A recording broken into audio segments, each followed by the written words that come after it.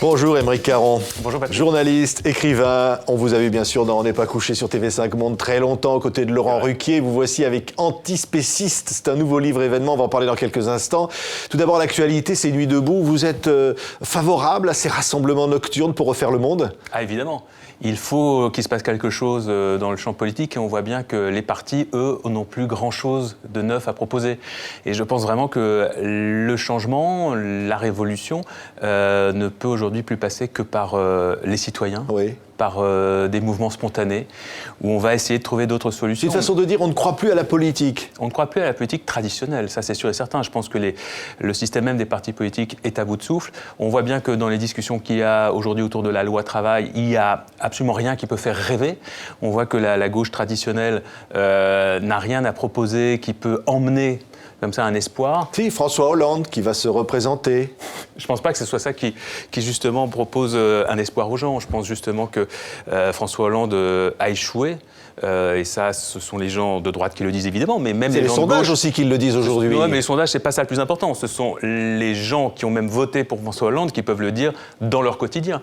Donc, si François Hollande voulait aujourd'hui faire une politique novatrice, insuffler quelque chose de nouveau, d'abord la première chose qu'il commencerait par faire, c'est ne pas se représenter, parce que je pense déjà que la professionnalisation de la politique, telle qu'on la vit depuis des décennies, est une catastrophe pour la démocratie. Donc je pense déjà qu'il faudrait que les hommes politiques commencent par proposer un nouveau modèle qu'ils s'appliquent à eux-mêmes.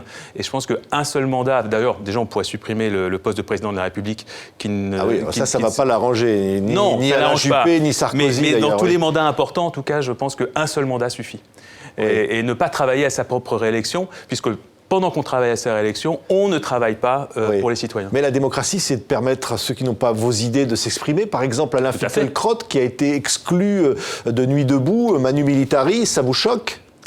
Non, ça ne me choque pas. D'abord... Peut-être qu'en effet, ce n'est pas la personne qui aujourd'hui incarne le plus la volonté d'un changement dans le bon sens. Mais si Alain Finkielkraut se rendait sur cette place pour exprimer des idées de tolérance, d'ouverture à l'autre, pour promouvoir un nouveau modèle de société, fort bien, je pense qu'il était bienvenu.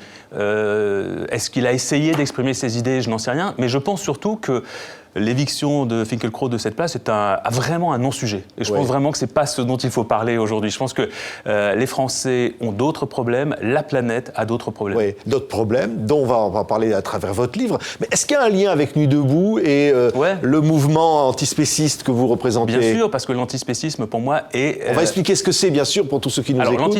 Le spécisme, d'abord, parce que l'antispécisme se définit par rapport au spécisme. Le spécisme est... D'abord, c'est un terme qui a été inventé en 1970, popularisé en 1975 par le philosophe australien Peter Singer.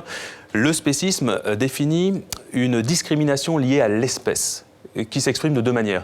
Soit c'est le fait de considérer que nous, en tant qu'humains, nous sommes supérieurs à toutes les autres espèces, ce qui nous permet de faire subir à ces autres espèces absolument tout ce qu'on veut, ne pas tenir compte de la douleur, de la souffrance d'un cochon, d'une vache, parce qu'on considère que tout simplement, c'est pas des humains, donc ce qui leur arrive, c'est pas grave, c'est du spécisme. Deuxièmement, autre cas de spécisme, c'est le fait de faire des différenciations entre des espèces, faire un tri.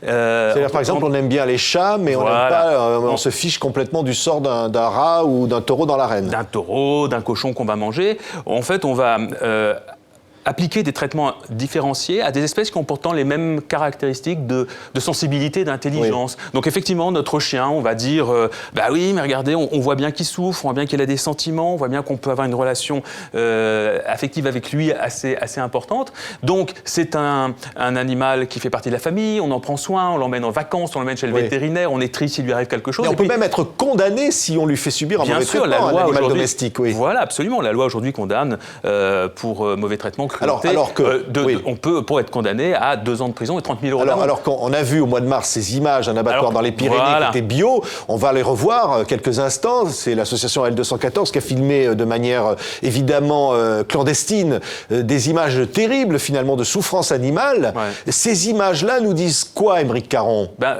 Qu'on est complètement schizophrène.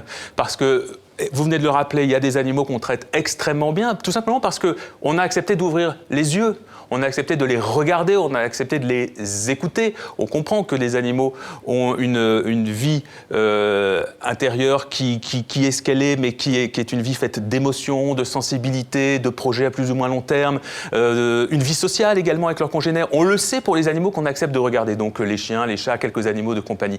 Et puis d'un autre côté, il y a ces animaux qu'on traite comme des objets, on ne veut pas les voir, on ne veut pas savoir qui ils sont. D'ailleurs, c'était dans la loi des objets, hein, les animaux étaient considérés comme des biens meubles. Alors oui, c'est-à-dire que c'était des biens, c'est-à-dire qu'en gros, la sensibilité des animaux était déjà reconnue jusque récemment dans le code pénal et dans le code rural, mais en revanche, elle ne l'était pas dans le code civil. Donc il y a eu cette petite modification dans le code civil il y a quelques mois pour reconnaître la sensibilité de tous les animaux, sauf que le code civil dit en même temps que ces animaux demeurent des biens qu'on peut acheter, vendre, etc. Or, on ne peut pas faire le commerce d'être sensible. À partir du moment où vous faites le commerce d'être sensible, forcément, vous allez les faire souffrir à un moment ou à un autre, puisque la règle dans ce cas-là est le profit. Mais quels sont les enjeux, Émeric Caron, derrière cette souffrance? On va vous dire, bon, évidemment, les animaux souffrent, mais la vie est difficile pour les hommes sur Terre. L'enjeu principal... Il y a d'autres sujets, on va vous parler des réfugiés, on va vous parler de la faim dans le monde. C'est le même sujet.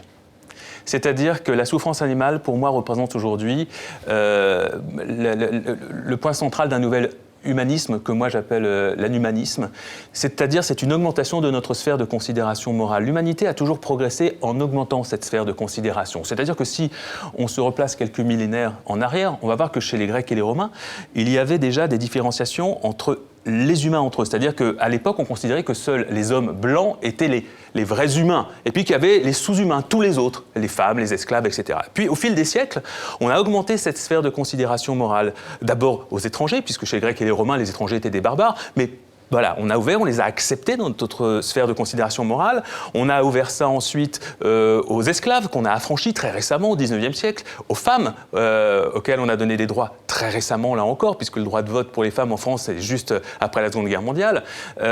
Ensuite, il y a eu les homosexuels. Là encore, c'est extrêmement récent, où on leur accorde des droits similaires aux autres citoyens. Mais il ne faut pas s'arrêter là. C'est-à-dire qu'il faut encore augmenter cette sphère de considération. Et ça va vers les animaux. Donc vous dites que l'enjeu, c'est ça. Vers les autres animaux. Finalement, c'est l'enjeu pour l'humanité entière. Oui, parce que c'est justement cette responsabilité qui est la nôtre, parce que nous avons cette capacité, nous, à avoir le sens de l'éthique, le sens de la morale. C'est notre responsabilité que de nous mobiliser pour les plus faibles, pour ceux qui souffrent. Donc, on peut le faire pour, effectivement, quelqu'un qui est discriminé en raison de ses origines, de son orientation sexuelle, de son sexe, mais il faut le faire également pour un animal non humain qui est discriminé tout simplement parce que ce n'est pas un humain. On a déjà d'ailleurs un animal non humain. Voilà, c'est l'une des choses que j'explique dans le livre qui peut paraître extrêmement simple, c'est de dire, déjà, il y a un problème de vocabulaire, puisque souvent on dit les hommes et les animaux. Hein, on fait la différenciation de cette manière. C'est faux, puisque... Vous dites que les animaux sont des personnes non humaines. Oui, alors ce n'est pas moi qui le dis. C'est-à-dire que je me contente de reprendre les travaux de scientifiques qui travaillent dessus depuis extrêmement longtemps, de l'éthologie notamment, donc l'étude du comportement des animaux, la biologie, la paléoanthropologie, c'est-à-dire qu'on sait aujourd'hui depuis Darwin qu'il n'y a pas de rupture entre l'homme et les autres espèces animales. Différence de degré, certes, mais pas différence de nature.